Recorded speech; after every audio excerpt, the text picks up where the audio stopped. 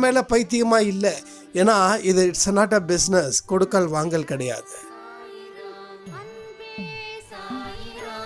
சில பேர் சொல்லுவாங்க நான் பைத்தியமாக இருந்தால் அவரும் பைத்தியமாக இருப்பார்.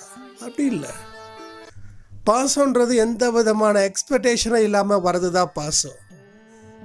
ஆனால் மனுஷன்தான் நான் இவ்வளோ பாசம் கொடுத்தேன், நீ இவ்வளோ தான் கொடுத்தேன்னு சொல்லி எடை போட்டு பார்க்குறான். அது பாசம் இல்லை, அது பாசம் அப்படின்ற பேரில் செய்யக்கூடிய அன்பு வியாபாரம். ஸோ வியாபாரமாக இருக்கட்டும், அன்பு அன்பாக இருக்கட்டும்.